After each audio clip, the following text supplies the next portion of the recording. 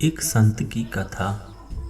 एक संत बरसाने में रहते थे और हर रोज सुबह उठकर यमुना जी में स्नान करके राधा जी के दर्शन करने जाया करते थे। यह नियम हर रोज का था। जब तक राधा रानी के दर्शन नहीं कर लेते तब तक जल भी ग्रहण नहीं करते थे। दर्शन करते करते तकरीबन उनकी उम्र 80 वर्ष की हो चुकी थी। आज सुबह उठकर रोज की तरह उठे और यमुना जी में स्नान किया और राधा रानी के दर्शन को गए। मंदिर के पट खुले और राधा रानी के दर्शन करने लगे। दर्शन करते करते संत के मन में भाव आया, मुझे राधा रानी के दर्शन करते करते आज 80 वर्ष हो गए, लेकिन मैंने आज तक राधा रानी के लिए कोई वस्त्र नहीं चढ़ाया। लोग राधा रानी के लिए कोई नारियल लाता है, कोई चुनरी लाता है, कोई चूड़ी लाता है। आज तक मैंने कुछ नहीं चढ़ाया। यह विचार संत के मन में आया, जब सभी मेरी राधा रानी के लिए कुछ ना कुछ लाते हैं तो मैं भी अपनी राधा रानी के लिए कुछ ना कुछ लेकर जरूर आऊंगा। लेकिन क्या लाऊं जिससे मेरी राधा रानी खुश हो जाए। तो संत जी यह सोचकर अपनी कुटिया में आ गए।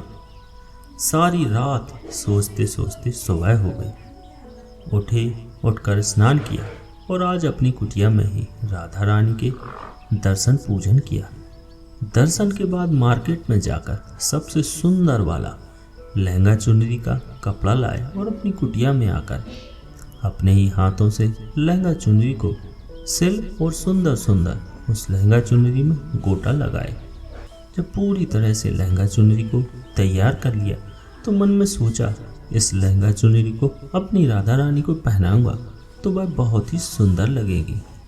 यह सोच करके आज संत जी उस लहंगा चुनरी को लेकर राधा रानी के मंदिर चले।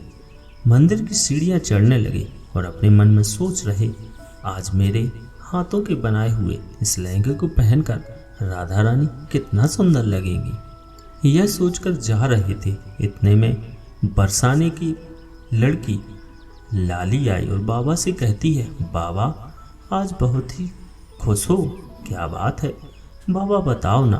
तो बाबा ने कहा, लाली आज मैं बहुत खुश हूँ। आज मैंने अपने हाथों से राधा रानी के लिए लहंगा चुनरी बनाया है। इस लहंगा चुनरी को राधा रानी को पहनाऊंगा और मेरी राधा रानी बहुत सुंदर दिखेंगी।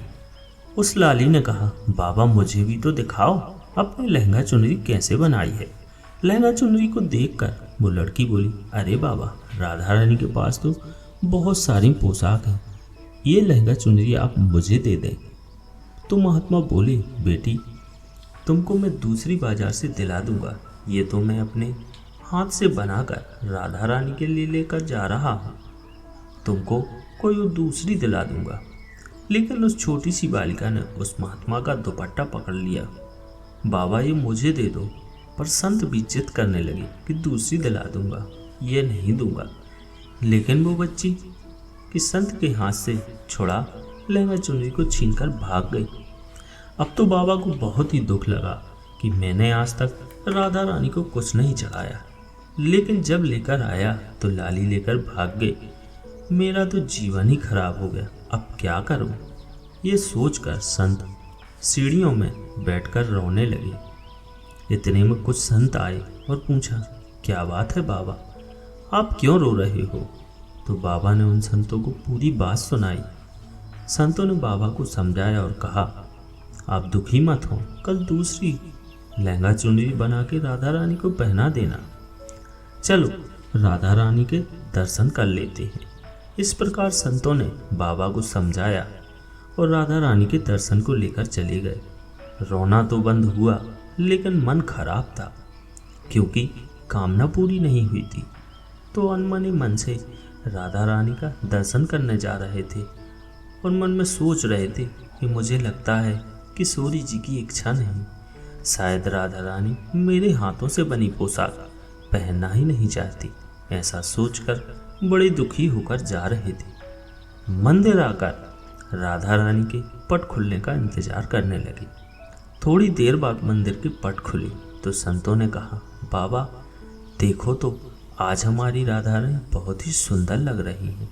संतों की बात सुनकर के जैसे ही बाबा ने अपना सिर उठाकर देखा तो जो लहंगा चुनरी बाबा ने अपने हाथों से बनाकर लाए थे वही आज राधा रानी ने पहना था।